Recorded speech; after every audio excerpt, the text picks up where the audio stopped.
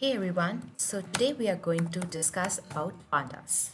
So Pandas is basically an open source library that is built on NumPy library. We already discussed NumPys and Pandas is basically built on top of NumPys. It is a Python package that offers various data structures and operations for manipulating numerical data and time series. It is mainly popular for importing and analyzing data, and it makes analyzing and importing of the data much easier. So Pandas is very fast and it has high performance and productivity for the users.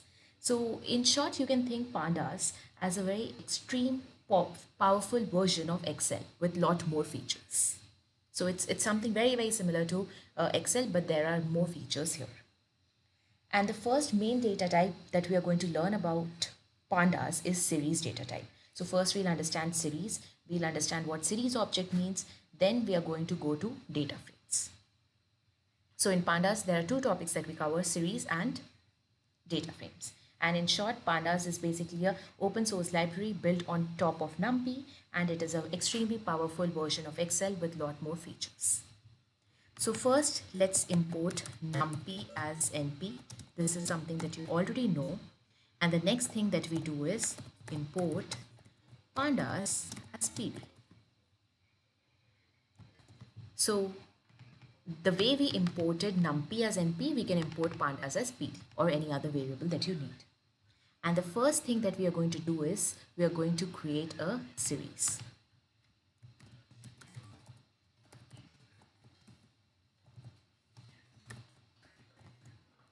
So you can convert a list, NumPy, array or dictionary to series.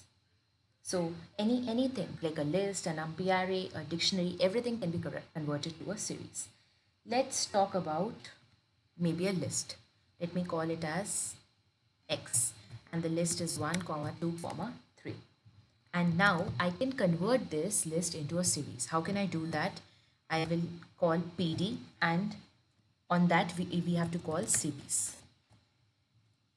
And here I just provide my X. So what happens here is we get a series.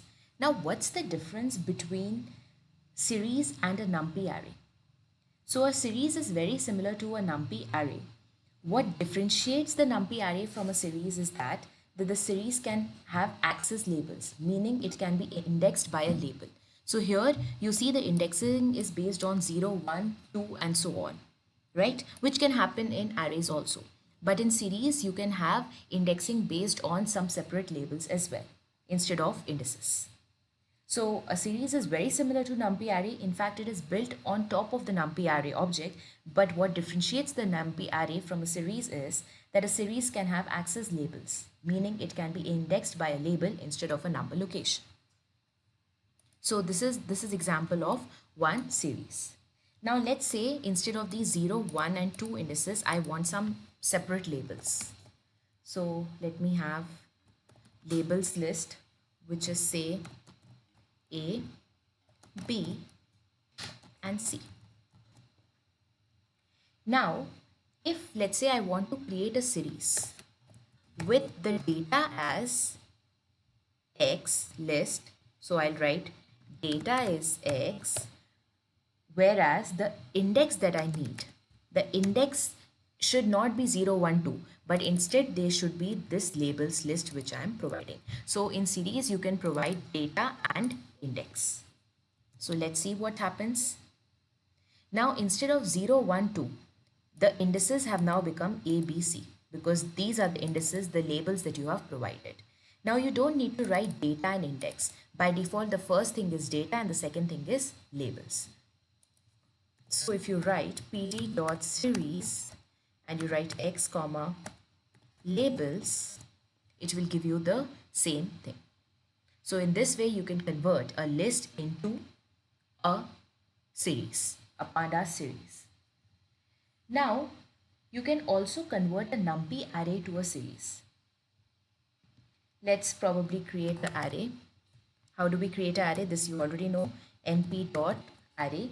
And let's say in this you provide a list which is 2, then 3, then 4. So basically what you are doing is in numpy.array, you are providing a list. So this list will be converted into the numpy array first, and once we have this array with us, now we want to convert this numpy array into the series. So how do we do that? We call pd.series. So basically to get a series, we have to call the function series. And in that, just provide your array. So you write here, array. So now again, what do you see is the indices that are by default given are 0, 1, 2, just like they happen in the array. But we can provide the labels also. The labels are A, B, and C. So you can provide the labels like this. So now instead of 0, 1, 2, you get A, B, C. So in this way, you can convert a numpy array into series. Now the next thing, converting a dictionary to series. So let's create a dictionary.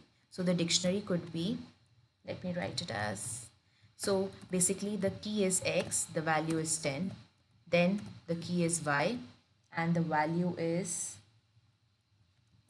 25, and then we have Z with the value 30. So this is my dictionary. Now what I need to do is I want to convert it into the series. So pd.series, series function is going to create the series for you, and you just have to provide your dictionary here. So x, y, z become the labels, and 10, 25, 30 are the values. So here the keys actually are your labels. So in this way, we can convert a list, numpy array, or a dictionary to series. Now, a Pandas series can hold a variety of object types. It's not that it can just hold numbers. It can hold anything. So for example, let's say I want to create a series of let's say I want to have a series of built-in functions. So first built-in function that I want, maybe let me show it here. So what is sum? Sum is a function, right? It's a built-in function. So let me create a series of sum. Then the next function that I have is print, and then the next function is length. So you see, so basically I have got a series of these built-in functions. Sum is to give the sum of something, print is to print something in Python, and length is going to give you the length. So we can even create the series for functions. We can even create series for strings. So pd.series, I want to create it for basically the labels. What was labels? Labels was a list which basically had A, B, C, right? Let me show it. Where did I define? Yes, here. So I can also have the series of labels. So A, B, C would be the values, and the indices by default would be 0, 1, 2. If you put pd.series labels comma labels, so the data is also labels, the value indices are also the labels. So you get ABC as the values, and the indices are also ABC, right? Now, the key to using a series is understanding its index. Pandas makes use of these index names or numbers by allowing for fast lookup of information. So let's see some examples of how to grab information from the series. And first, let's probably create two series. So the first series that I create, I call it with the name series 1. Okay. And I created by, again, the function series, call it on pandas. So pd.series. I provide the list that I need, which is basically my data. And the next that I can have is the labels. So basically here is the list that I am giving for my data, and here I am going to give the list for my labels. So let me have the labels as A, B, C, and D. So this is my data, this is my index. So this is our series, right? This is our series. These are A, B, C, D are the indices, 1, 2, 3, 4 are the values. Now let me create another series, which I'll call it as series 2. So we have pd dot series, and let me put the data as 4, 5, 6, 7, and the labels can be A, B, E, D, like this. And let me see my series 2. So this is basically our series. So A, B, E, D are the indices, and 4, 5, 6, 7 are the values. Now let's say I want to find out, what is the value at the index A. At the index is A. At this index, what's the value? So what can I do? Like we do it in arrays also. So basically I'll say series 1. From series 1, I want the value which is there at A index. So here we don't have number indices, we have labels A, B, C, D as the indices. So if you see your series 1, the value that is there at index A is 1, and if I want to grab what is there at index A, then I do series 1 and then just have the index, just provide A in the square braces. So series 1, A is going to give you the value 1. Now similarly, if you want to figure out what's the value at index A for series 2, what are you going to do? You're going to say series 2 and then ask for the index A. So series 2A is basically going to be 4, like you see here. Now let's say that we want to add to series. So operations are done based on the indices. So if I have, let me see series 1 again. Let me see series 2 again. So series 1 basically has the indices A, B, C, D, and series 2 has the indices A, B, E, D. So if I do series 1 plus series 2, let's see what happens. So this is based on the indexing. So we are adding based on the indices. So if you have index A in both the series, then what you're going to do is, for the index A, you're going to add the numbers which are 1 and 4. So 1 plus 4 is going to give you a 5. Then B is there in both the series. So we have 2 plus 5, which is going to be 7 for us. Now C is missing in series 2. It's only there in series 1. So if it is missing in any of the series, what we are going to give is a NaN. What does NaN means? It's a missing value or a null value. So it's missing. It's not there because I don't have C in series 2. So I get a NaN. NaN means what? A missing value.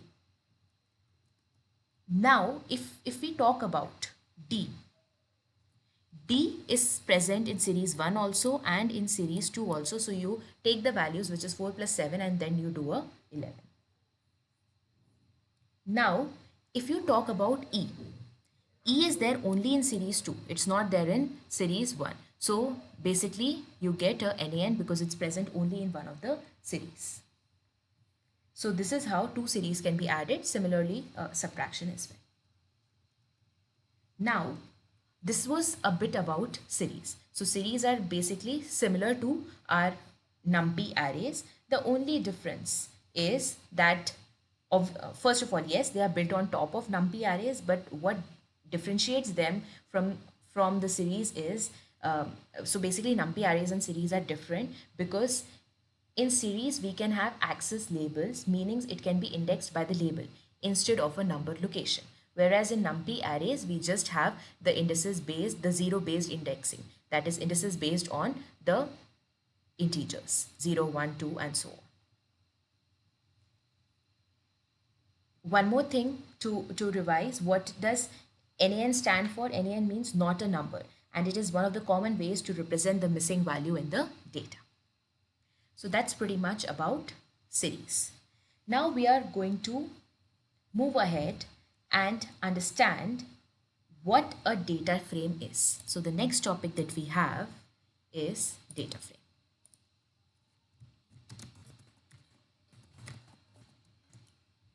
Let me put it for series. Yes, we have already series here. Let me edit it and write it as series. Now we move to data frame. So we can think of a data frame as a bunch of series objects put together to share the same index. So let me show it here.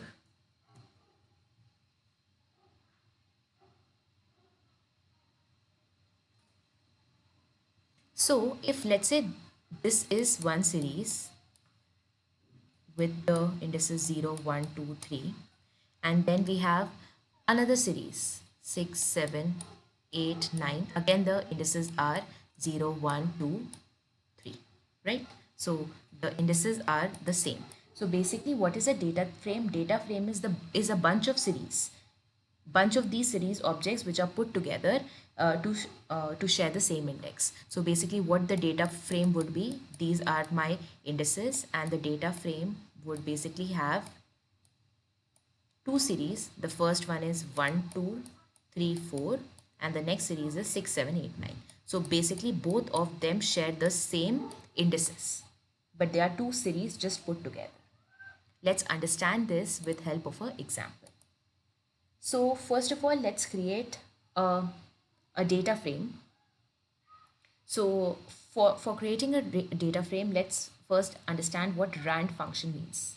So from numpy.random, we have to import something called as rand n. Now what does this rand n do? It returns a sample or number of samples from the standard normal distribution. Standard normal distribution is a bell-shaped curve.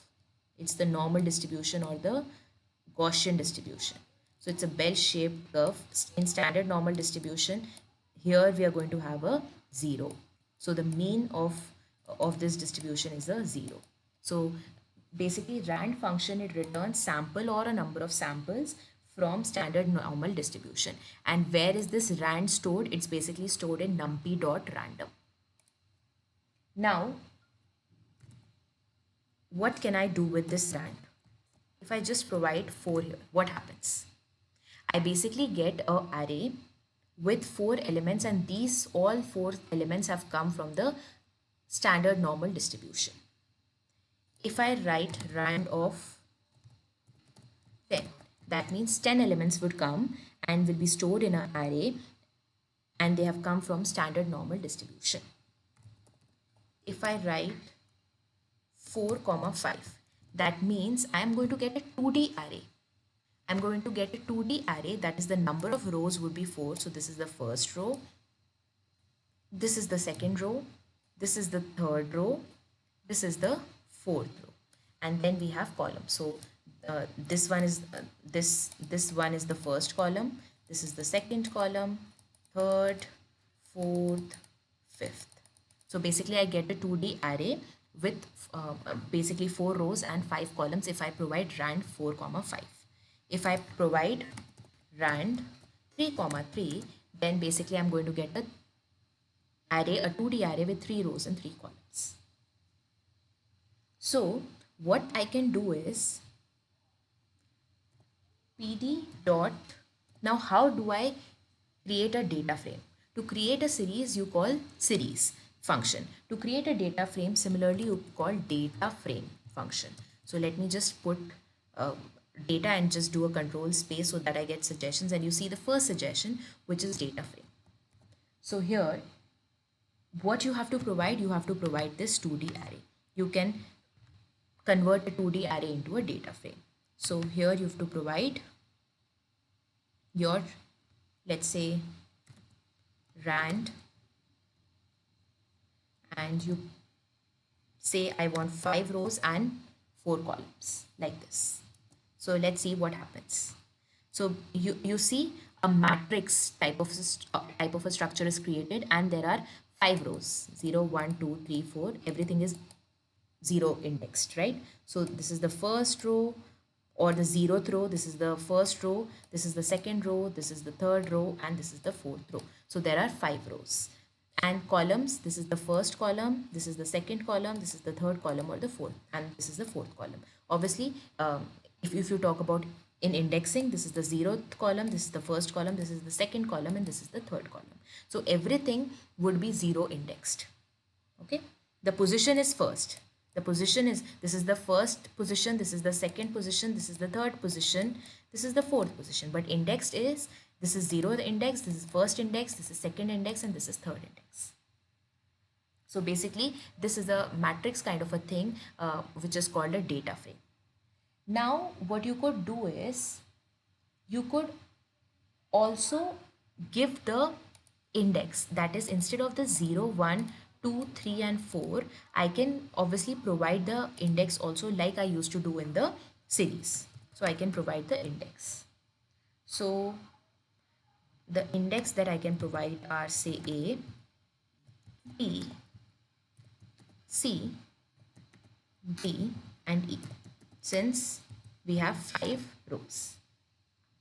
So now instead of 0, 1, 2, 3, 4, you see we have A, B, C, D, E as the indices for our rows. Now instead of the 0, 1, 2, and 3, I can also convert them into some name of the columns, right? These can be considered as the indices or the name of the rows. And these 0, 1, 2, 3, 4 can also be changed into some name of the columns likewise. So to change these 0, 1, 2, 3 into something else, I have to say columns, and I basically provide the things that 0, 1, 2, 3 have to be replaced by. So here I can provide the list. Let me provide the list as W, X, Y, and Z. So now the indices are A, B, C, D, E, and the column names are W, X, Y, Z. One more thing that I would like to tell here is, let's say we have a string A, B, C, D, E. Now if I call the split function on this, so basically split does what? Split actually splits your string based on some comparator. So if you don't provide anything here, by default it is the space here. So the splitting will be done based on the space. So see, there is a space here between A and B, there is a space here between B and C, there's a space here between C and D, and there's a space here between D and E. So wherever there would be a space that is encountered, we are going to get a new element. So the first element would become A, then there's a space encountered, so the second element would become B, then there's a space encountered, so the third element would become C, and so on. And finally this split function is going to split and give us elements in a list based on the comparator. By default it is the space. So we have A, B, C, D, E. So now instead of providing a list directly like this, you can just provide this. You will get the same result, because here also we get the same result. Similarly, instead of writing W, X, Y, Z in a list, you can provide the string W, X, Y, Z and just call the split function on it. So split function will do what? Split function is going to convert your string into a list based on the comparator. And by default, the comparator is a space. So this is the data frame. Let me store it in df. df is basically the variable in which I store my data frame. So a data frame is this with 5 rows and 4 columns. Now we are going to understand selection and indexing on this data frame. Selection and indexing. So let's learn the various methods to grab data from the data frame. Let me again first see what df is. Now let's say if I want just one column, that is I want this column, that is the w column. So what I can do is I can write df, and in the square braces I just say I want the w column. So I will get the column. If I want the Z column, then I just have to say df, in the square braces I say z, and I get the last column. If you see, the values match. Here 1.26973, then 0.28, 0.28, 0.62, 0.62 is here also, 1.04, and then minus 0.57. Similarly, it's the values match here. So basically, if you have to grab one column, you can just say df, and in the square braces provide the name of that column. You can take two columns also. Let's say I want the first and the last column. That is, I want W as well as I want Z column. So basically, in the square braces, you just provide a list. So W, comma, Z. So here is the list that you provide. This is the list telling which columns do I need. So as you see, we have two columns that we have grabbed. And if you see DFW, this is basically a column, right? But what is this exactly? Data frame columns are just series. So if you see the type of this,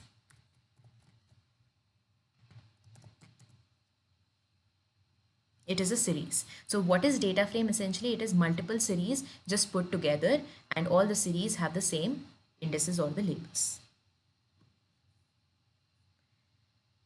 Now let's say in my data frame, I want to create a new column. How do I do that? Let's say I want to create a new column, say new, and it should basically be sum of x and y. So basically I have df new, and for the A row, it should be 0.171866 plus 0.1 plus 1.702354. Then for the B record, it should be 0.714251 plus 0.271137. So how do I do that? It's simple. So you just say what's the name of the column that you need, the name of the column that I have, let's say new column, and it should be what? It should be df of x plus df of y. So now if you see your df, you have the new column, and which is what?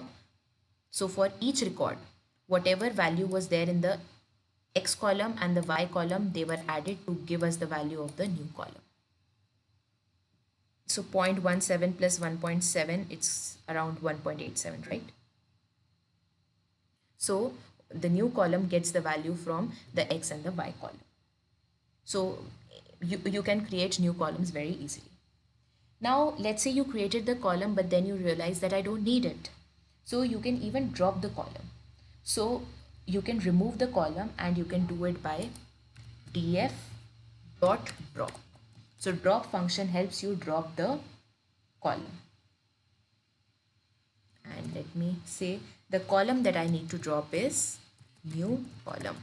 But I will also have to provide the access.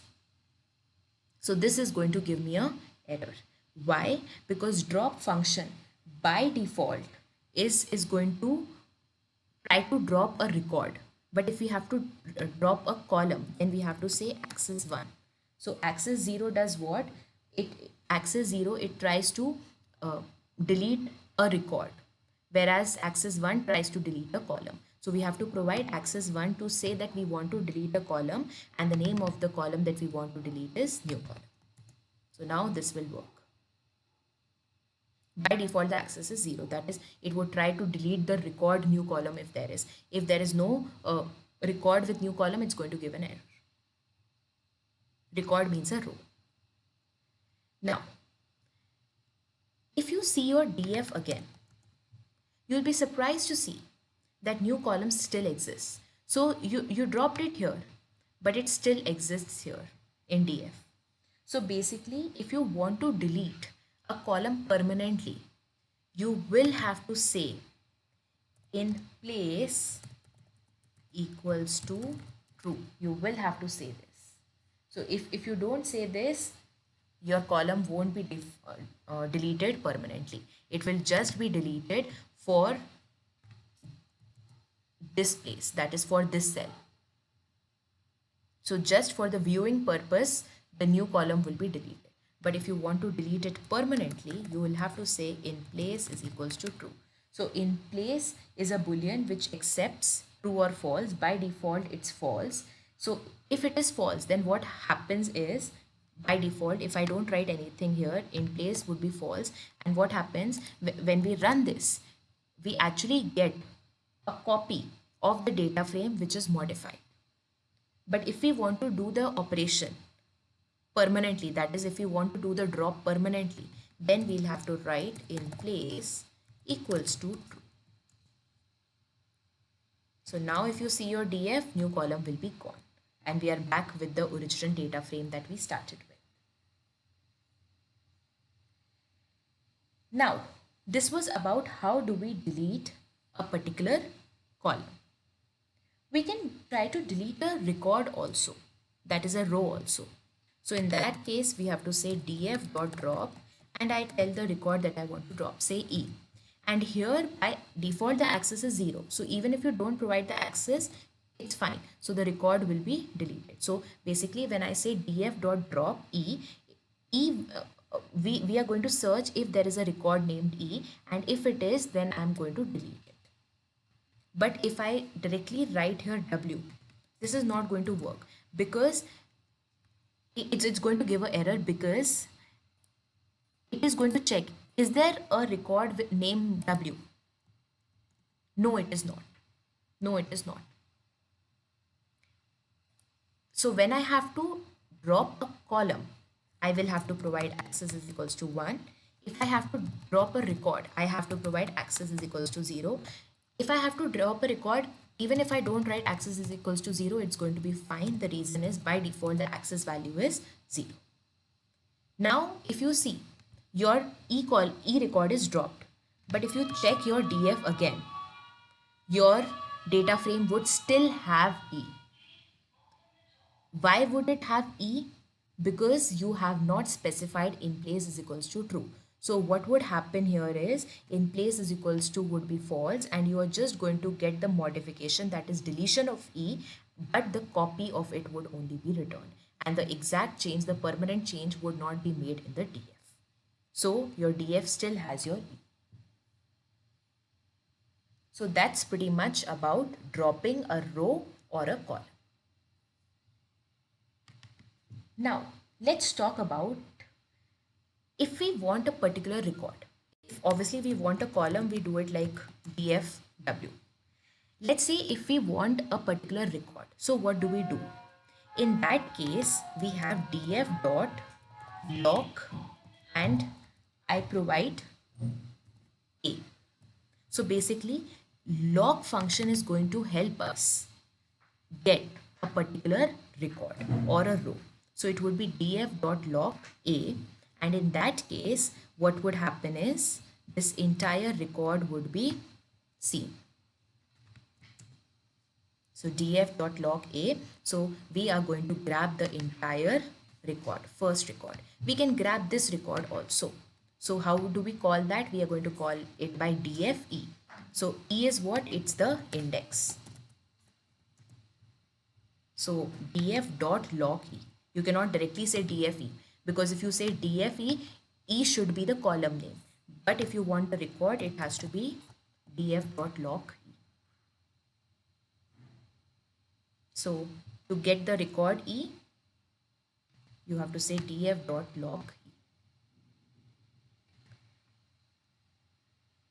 Now we can select the records on the basis of the labels also that we have provided, basically based on the indices or the labels that we have. But we can also do this on the basis of the position. So we know that, hey, this A record is at 0th index, B is at first index, C is at second index, D is at third index, and E is at the fourth index. So I can say I want the first record which has the label A. So if it has the label A, I can call it by df.log A, but I know that it is the 0th record, that is the 0th index record. So I can also call ilog. So log basically grabs a record on the basis of the label, whereas ilog grabs the record on the basis of the index. So since it's at the 0th index, I can grab it like this also. So this is also going to give us the first record, and this is also going to give us the first record, sorry, df.log. So ilog is going to help us grab the records on the basis of index. Log is going to help us grab the records on the basis of the label of the record. So ilog 0 and log a both are going to give us the exact same answer, that is this record. Same can be done for others as well. Now you can use log and ilog both not only to select the records, but you can also use it to select a subset of the records and the columns. Let's see how. Let's first see.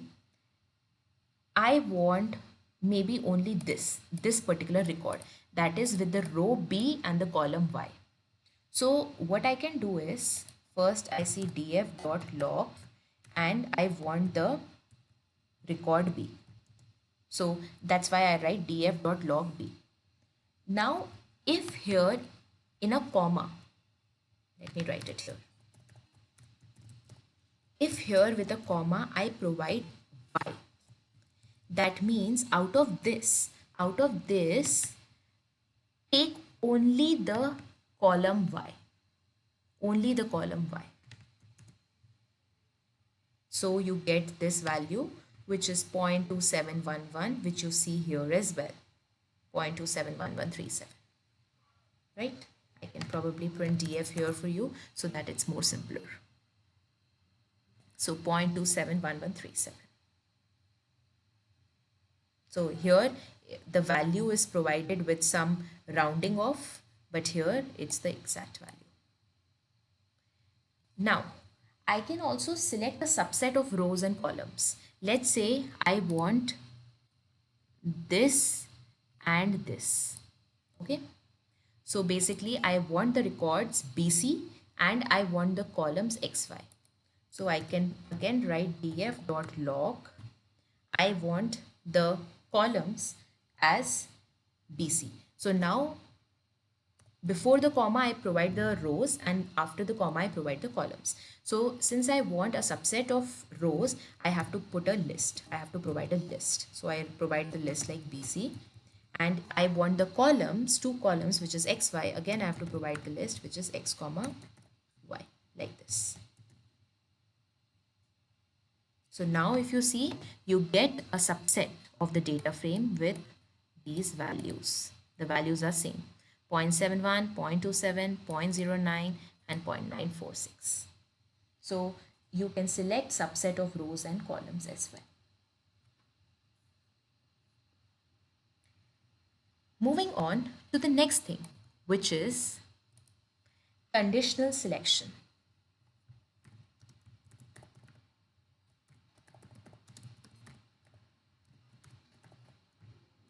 So an important feature of Pandas is conditional selection using bracket notation, very simple to NumPys. So something that we already did in NumPy.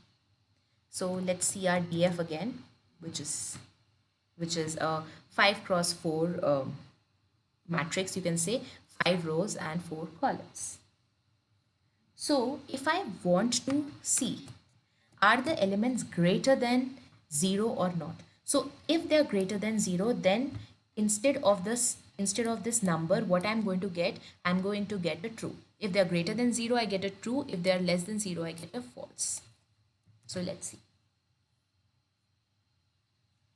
So if they are greater than 0, for example, a comma w's element is 1.26, it's greater than 0, so I get a true, right?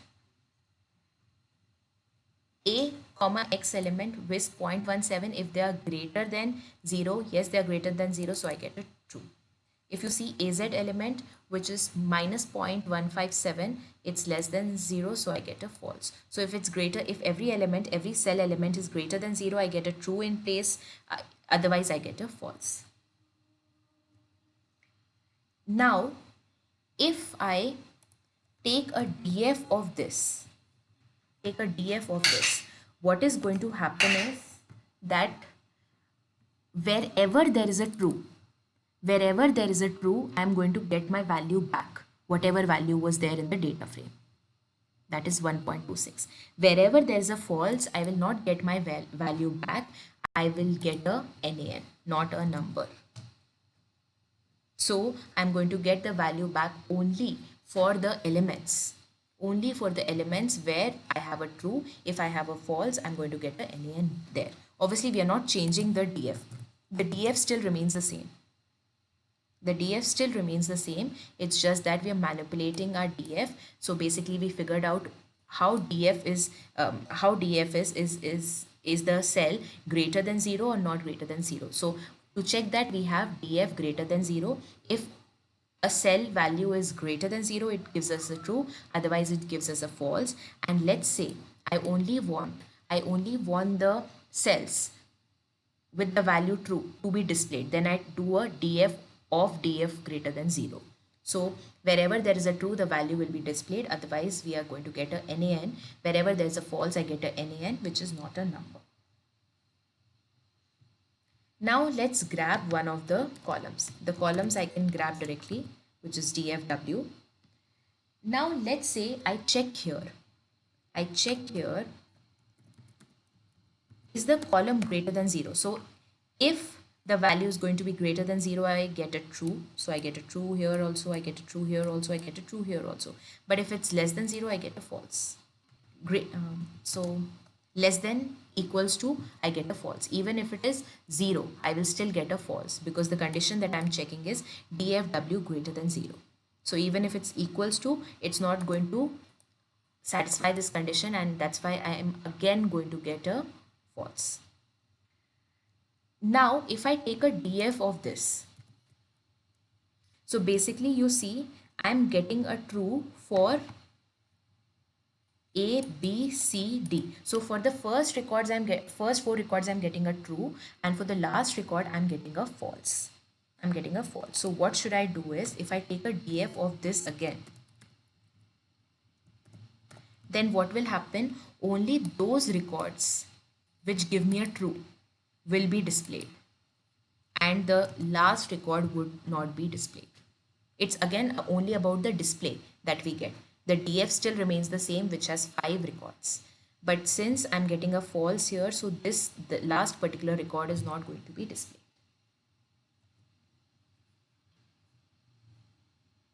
Now, if I want to grab a particular column here, I can do it.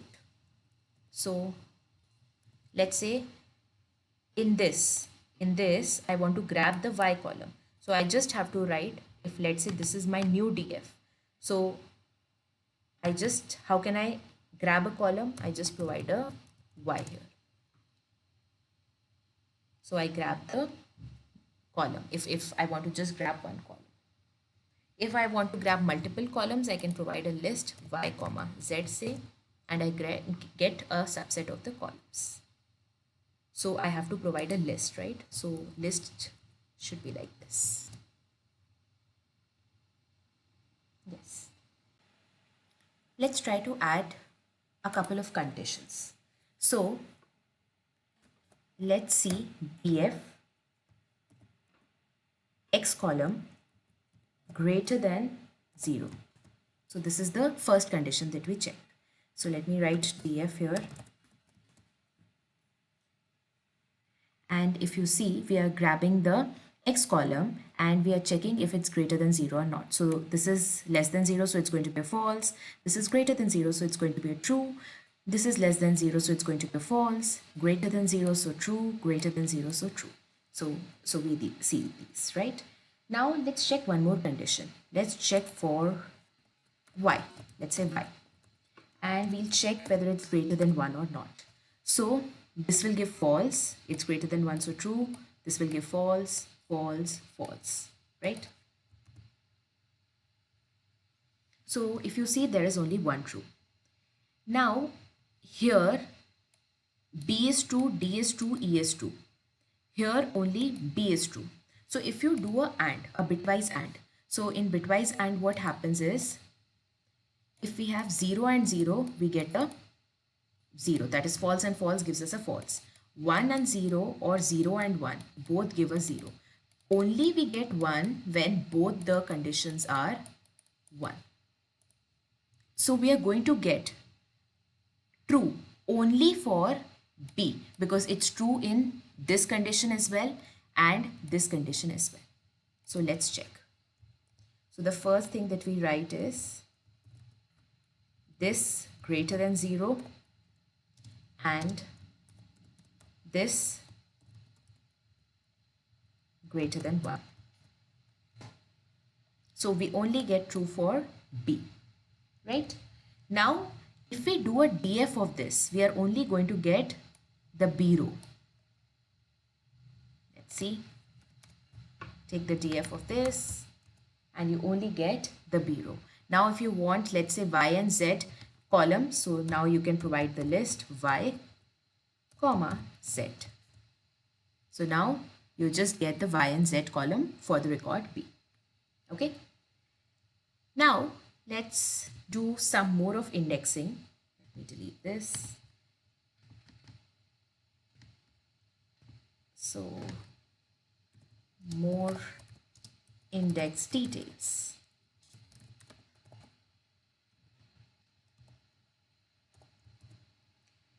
Let's see our DF again. If you see, the indices that we have here are A, B, C, D and E. Let's say I don't want these indices. I want to reset the indices to default, which is 0, 1, 2, 3 and so on. And this A, B, C, D and E should become a separate column. So how do I do that? df dot reset. Let's do a control space and see. So you see reset index and you just run it. So what would happen is our indices would become 0, 1, 2, 3, 4 and index would be a new column for you. Okay, now let's create one column. Let's say we are going to create states column. Okay, so let's write CA, NY, BLR, OR, CO, something like this. And then let's do the split. So basically split is going to do what? It's going to convert this string into a list and the comparator, the operator that will be used is going to be the space. The operator that's going to be used is the space. So basically the first element in the list would be CA, then second one would be NY, third would be BLR, fourth would be OR and the fifth would be CO. So split is going to convert the string into a list and the operator by default that's used to make the split is the space. Wherever there's a space, a new element would be created after that. Okay. So let's call this as the states. Not states, maybe instead of BLR, let me write something else. Let me write WY, something, okay? So let me see this and let me write it like this. So now if you see your DF, you will have a states column and basically CA, NY, WY, OR and CO are the values.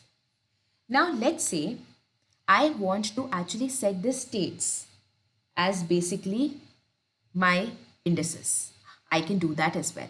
And before jumping to that, I would also like to show you your DF. If you see, if here you've reset the indices, but it's just returning a copy. Your DF still has A, B, C, D, E as the indices or the labels, right? So now if I have to set states as my index, then what do? So I say df dot set, let me do a control space, we'll get set index, this one. And now which column name I need? States. So now if you see, state has become your label or the index. But if you see your df again, it's going to remain the same, only states is added because here we added it like this, df states is this. So when you do the reset index or the set index, it actually just modifies the copy and your DF still remains the same. But if you want to actually reflect states as the index forever, that is, you want to change your DF permanently. So what you can do is, we already know, we can do in place is equals to true. So I can do that and then write in place is equals to true. Now your DF would be changed permanently. Now states would be your index. Okay. Now let's talk about missing values. Okay.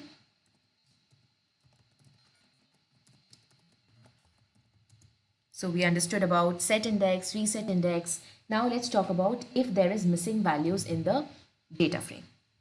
So as data comes in many shapes and forms, Pandas aims to be flexible with regard to handling missing data.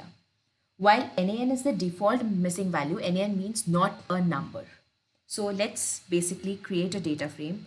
df is equals to, how do we create a data frame? pd dot data frame. Let me create a new one, df new.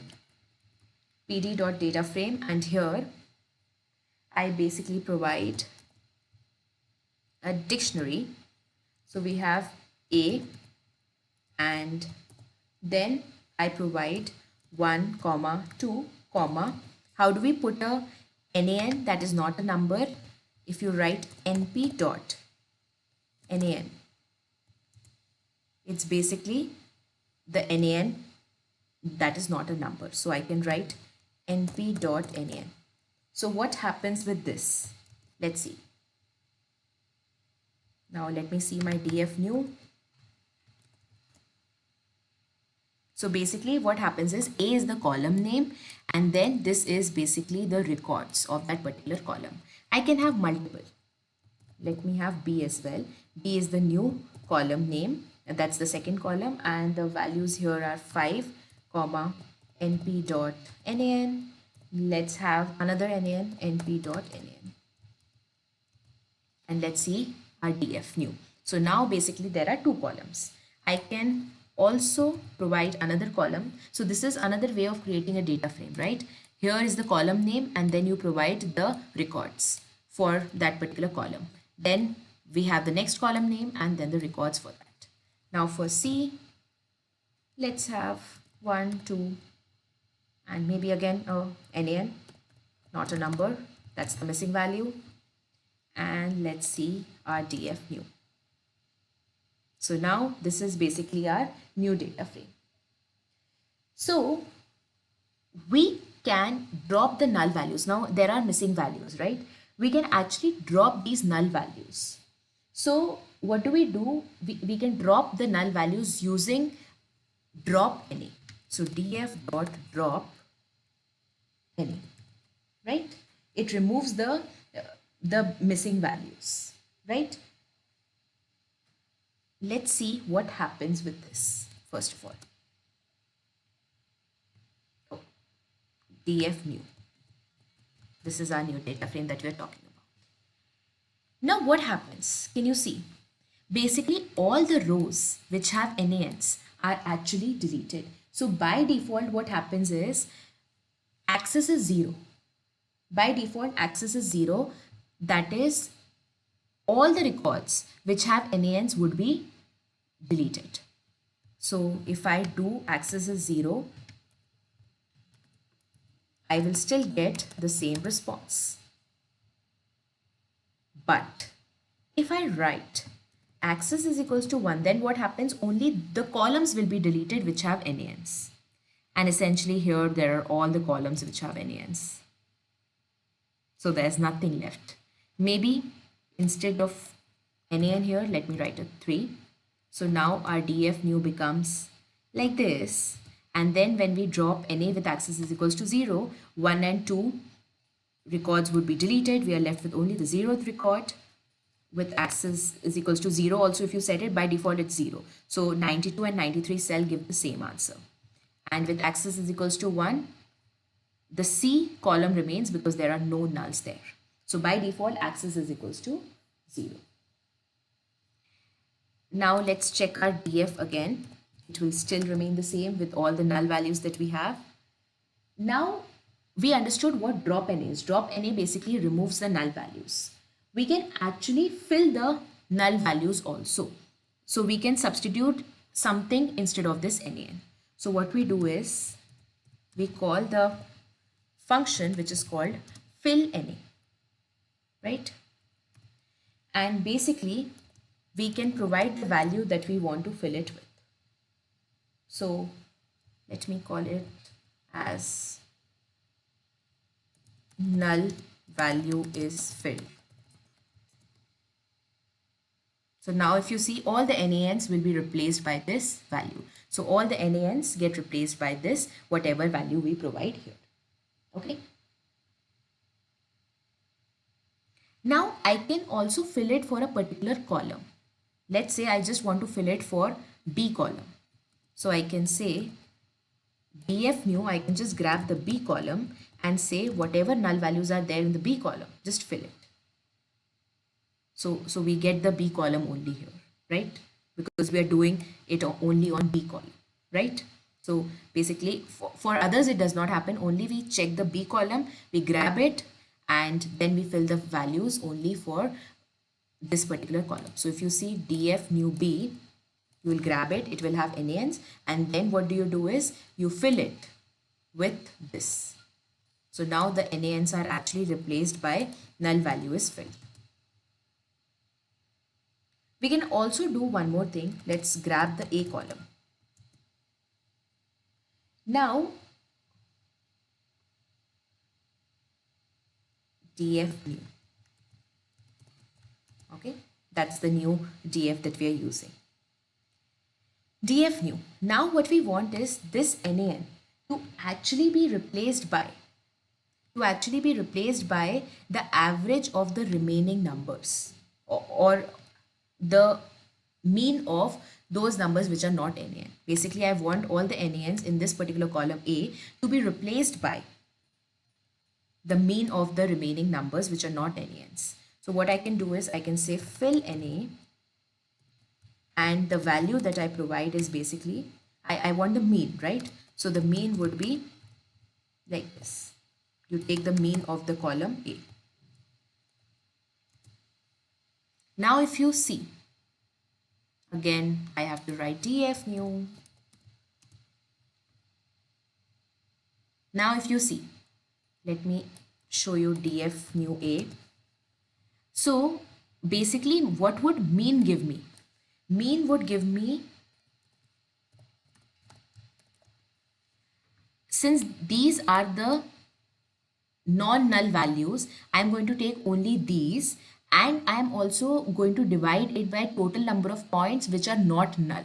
So basically there are 2 points which are not null. So I sum these over and divide it by 2 because there are 2 points which are not null. So nulls are not taken into consideration when we are having the mean. We are trying to figure out the mean. So now basically this value I'm trying to substitute, that is wherever there is NA, I am just going to substitute it by 1.5. Okay, so this is how we deal with missing values, and this is one of the very important techniques of data pre-processing. Okay, so we'll stop here, and we have covered most of the basics of Pandas, and in the next class we'll start with introduction to machine learning. Thank you everyone.